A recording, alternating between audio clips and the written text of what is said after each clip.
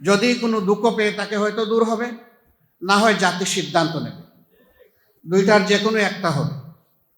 আমরা উনি এবং উনার মতো রাষ্ট্রের গুরুত্বপূর্ণ দায়িত্বে যারা আছেন তাদের সকলের কাছে বিনয়ের সাথে অনুরোধ করব, আপনারা কেউ দায়িত্ব জ্ঞানহীন কোনো আচরণ এই জাতির সাথে করবেন না।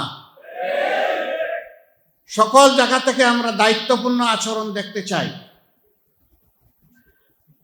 সরকার শরীফ ওসমান হাদির ব্যাপারে, তার চিকিৎসার ব্যাপারে তারা পদক্ষেপ নিয়েছেন, সরকারকে আমরা সাধুবাদ জানাই। কিন্তু আমরা এটাও চাই না এইরকম তরুণ বিপ্লবীরা আহত হবে, মৃত্যুর দুয়ারে চলে যাবে, তারপরে সরকার নড়ে চড়ে বসবে, আমরা এটাও চাই না। বরঞ্চ এই অবস্থা, এই দুঃসাহস কেউ যাতে না দেখাতে পারে, এই জন্য সরকারকে তার দায়িত্ব অবশ্যই পালন করতে হবে। আজকে অনেকের পদত্যাগের ব্যাপারে দাবি উঠেছে, আমরা তাদেরকে অনুরোধ করব, আপনারা পদত্যাগ নয় বরঞ্চ দায়িত্ব পালনের যোগ্য, এটাও আপনারা প্রমাণ করুন। যদি প্রমাণ করতে ব্যর্থ হন, মনে রাখবেন 5 আগস্ট বারবার ফিরে আসবে। কিন্তু এটা আমাদের কামনা নয়। কেনই বারবার এই জাতির জীবন দিবে? কেন রক্তের হুলি খেলা হবে?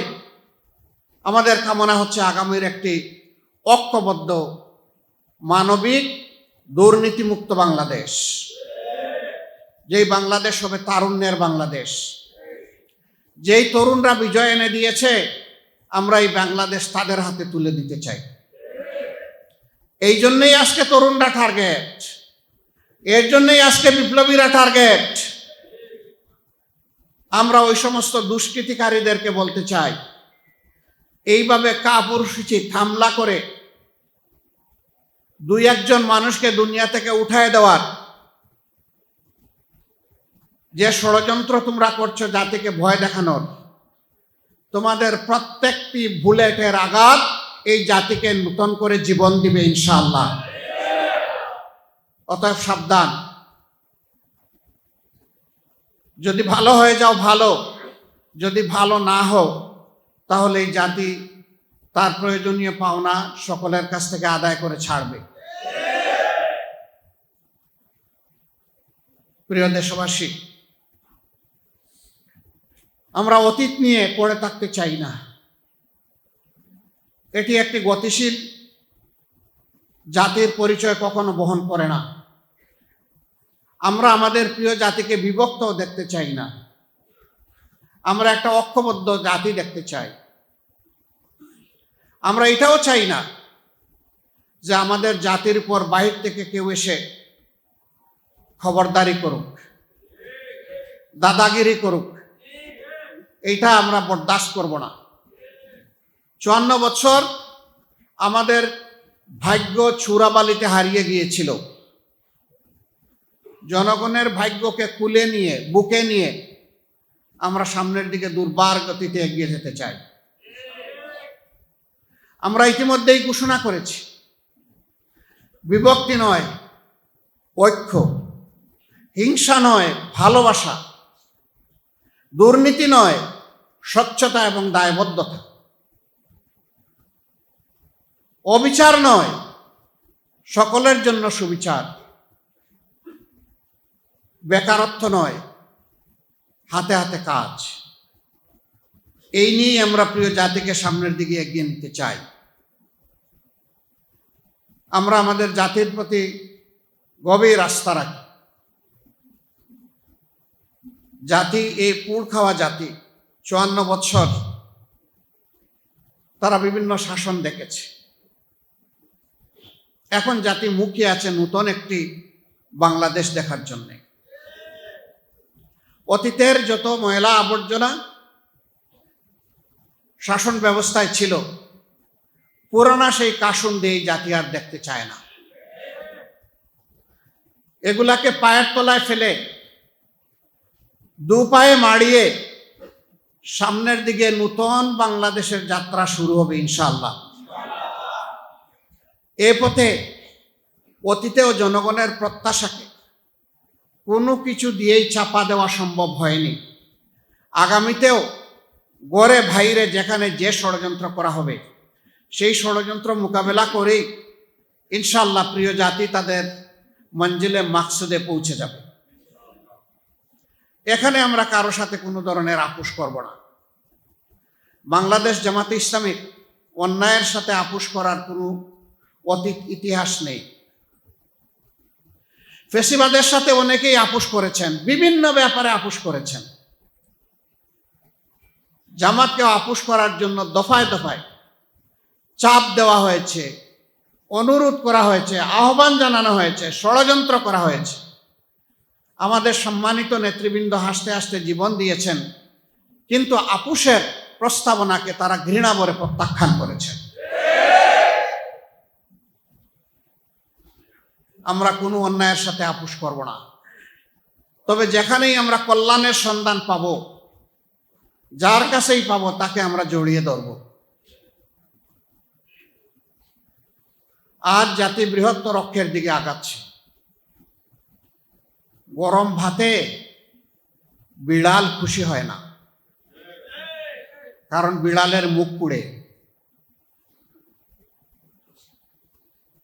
জাতি যখন একটা স্বচ্ছ দুর্নীতিমুক্ত সমাজ দেখার জন্য মুখিয়ে আছে, তখন জাতিকে ভয় ভীতি সৃষ্টি করে বিভিন্ন ধরনের অপপ্রচারের মাধ্যমে সমাজে বিভেদ রেখা টেনে যারা ফ্যাসিবাদী ছিলেন তাদেরকে নূতনভাবে তোয়াজ করে আবার বাংলাদেশকে একদল উঠে পড়ে লেগেছেন। তারা সেই পুরানা পচা আমলে ফিরিয়ে নিতে চান। আপনারা চিহ্নিত হয়ে গিয়েছেন। আপনারা এতদিন বর্ণচূড়া ছিলেন, এখন আপনাদের রূপ প্রকাশ পেয়েছে। আমরা আপনাদেরকে বলবো, নিজেদেরকে সংশোধন করুন, অনুতপ্ত হন, ক্ষমা চান এবং এই অপকর্ম থেকে বিরত থাকুন। যদি না থাকেন, জাতি আপনাদেরকে ক্ষমা করবে না। সম্মানিত বন্ধুগণ, আগামীর বাংলাদেশ হবে ইনশাআল্লাহ একটা মাথা উঁচু করে দাঁড়ানো বাংলাদেশ। আমি বলেছি এই বাংলাদেশ হবে তারুণ্য নির্ভর বাংলাদেশ। এই বাংলাদেশ বিশ্বের সভ্য জাতিগুলোর সাথে প্রতিযোগিতা করার বাংলাদেশ। এই বাংলাদেশ হবে প্রত্যেকটি মানুষের জীবন সম্পদ এবং ইজ্জতের নিরাপত্তার বাংলাদেশ। বিশেষ করে আমাদের মা বোনদের ইজ্জতের নিরাপত্তা শতভাগ নিশ্চিত করার বাংলাদেশ। আর কোথাও থেকে কোনো একজন মা বোন কিংবা জায়ার কান্নার আমরা শুনতে চাই না। যে এই সমাজ আমাকে অপমান করেছে, এই বক্তব্য আর শুনতে চাই না।